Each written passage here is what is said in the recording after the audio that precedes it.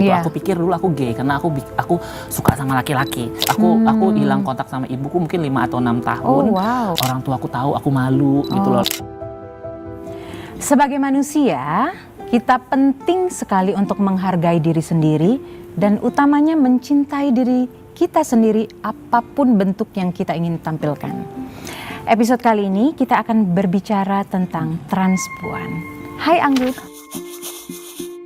Hai Mbak Nova. Kamu cantik sekali. Makasih. I love your hair. Iya, karena dibikin lama banget tadi 1 jam. Persiapan ya. Harus. You look lovely. Makasih.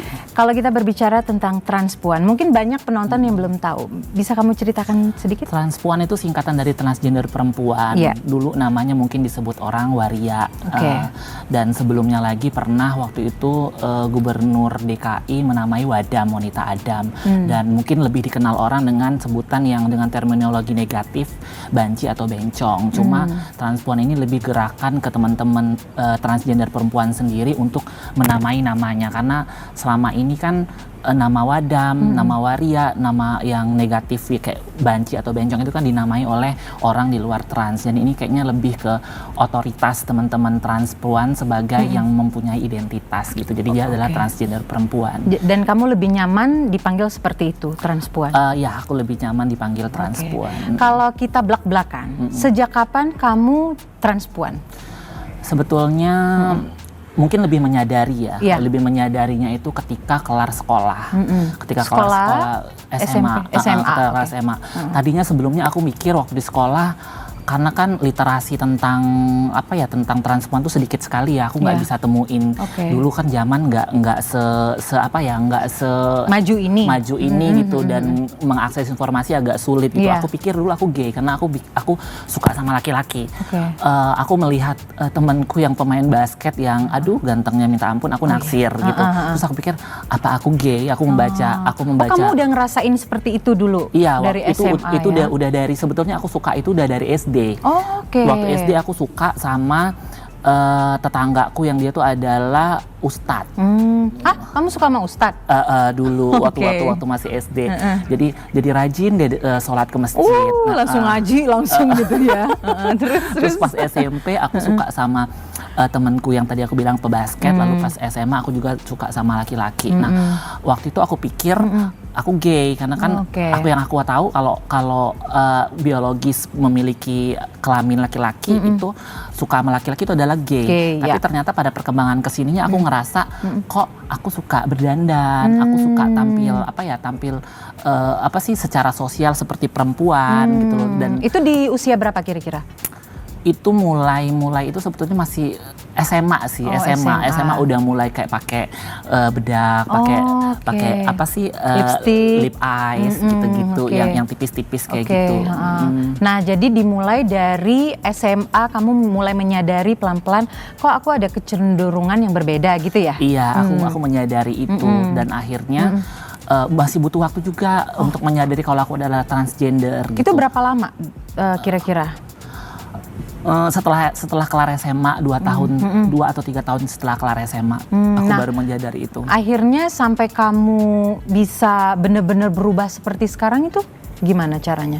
Prosesnya panjang pasti dong. Iya, prosesnya panjang karena ini kan berkenaan dengan penolakan dari masyarakat, penolakan dari orang tua, lalu kemudian penolakan dari lingkungan sekitar lainnya. Tapi yang paling berat memang penolakan keluarga.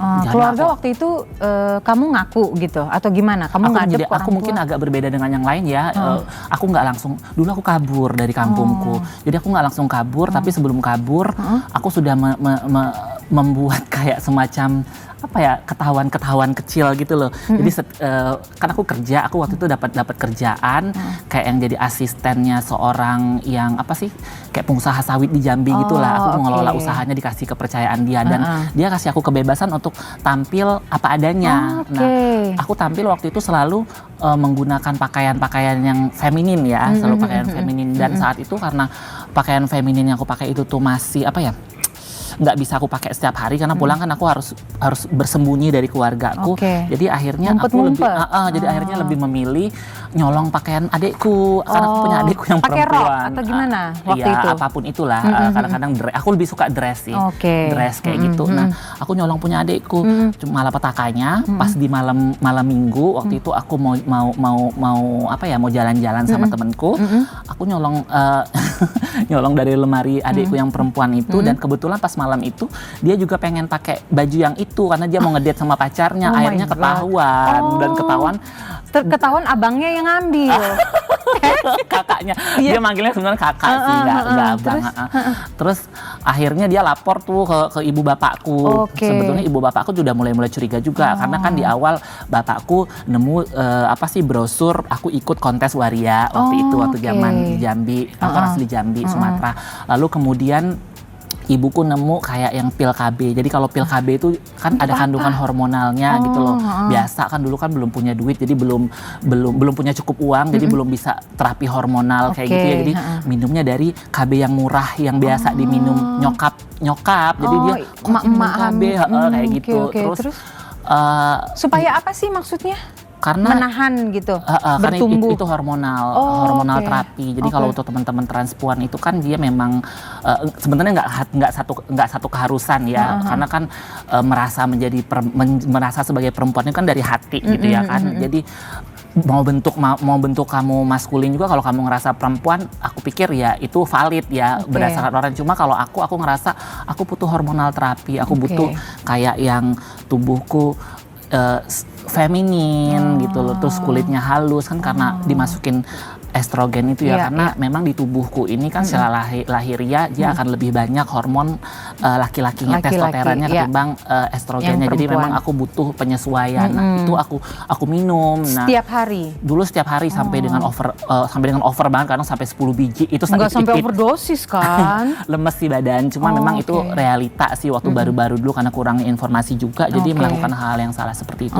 Nah, karena nyokap bokap sebetulnya, ibu bapak sebenarnya udah tahu, lihat-lihat itu, ditambah lagi adikku ngelapor itu, mereka datang dong ke tempat kerjaan aku, dan aku lagi sama temanku lagi sibuk. Dan lagi pakaian feminin? Iya, lagi pakai pakaian bapakku, terus bapakku kayak yang nggak bisa marah aja ngeliat aja, terus akunya kayak nggak berani nemuin, tapi dia pulang. Terus akhirnya aku sampai yang galau banget berhari-hari, aduh gimana ya mau pulang. Akhirnya dengan aku pikir ini sebuah masalah dengan keluarga yang menurut aku kalau aku kabur itu kayak nggak menyelesaikan masalah, aku harus hadapi. Pas aku hadapi ternyata bapakku kok dia antara marah antara enggak gitu loh. Terus akhirnya memang aku pikir karena ini masih ganjilan di hatiku, aku menyedangkan diri sih ke keluarga aku. Kamu yang justru bawa diri sendiri gitu. Jadi aku bilang bahwa ibu, bapak, aku manggilnya emak sama bapak ya gitu kan karena di kampung. Aku bilang memang sudah harus nggak usah dengerin omongan tetangga, terus omongan keluarga yang melihat aku berpakaian perempuan, tampil layaknya feminin seperti perempuan, itu benar adanya. Jadi nggak usah dirisaukan, jangan takut hal-hal negatif akan melanda aku akan tetap bisa berbuat sesuatu yang positif. Jadi justru kamu menguatkan orang tua kamu gitu ya pada saat itu. Dan di saat itu yang menariknya ada proses diskusi gitu loh. Kayak kita kayak kompromi. Bapakku bilang, it's okay kalau kamu berpenampilan seperti feminin gitu, nggak seperti laki-laki pada umumnya gitu, nggak apa-apa. Tapi please jangan pakai baju perempuan gitu loh. Terus bla-bla segala macam. Tapi ibu ya, gimana? Kalau ibu kayaknya lebih lembut ya, lebih kayak yang nerima, lebih kayak diem aja gitu. Nangis terus ngomong enggak nangis. Terus hari demi hari mereka udah terbiasa. Lalu kemudian aku udah pelan-pelan tuh kalau beli pakaian yang feminin. Itu yang paling menyentuh hatiku ketika satu hari aku pulang kerja. Biasa kalau pulang kerja kan aku di mes tuh di rumah bos aku. Aku bawa tumpukan baju. Terus tiba-tiba bapakku ini kan orangnya secara alamiah tuh mau bertukar peran sama ibu gitu ya. Jadi kerjaan domestik bapakku juga kerjain dan secara alamiah dia nggak ngerti dengan hal-hal kayak begitu, tapi mereka lakukan. Nah, tiba-tiba aku lihat dia udah jemur rokku gitu loh. Jadi aku pikir baju kotorku itu tuh dicuciin sama dia, terus dia ngejemur-jemur tuh ada rok, ada baju-baju yang aku biasa aku pakai diem-diem gitu. Baju aku pikir perempuan. Ini kayaknya dia sebetulnya nerima aku, tapi mungkin ada ketakutan ya omongan tetangga. Lalu kemudian kan image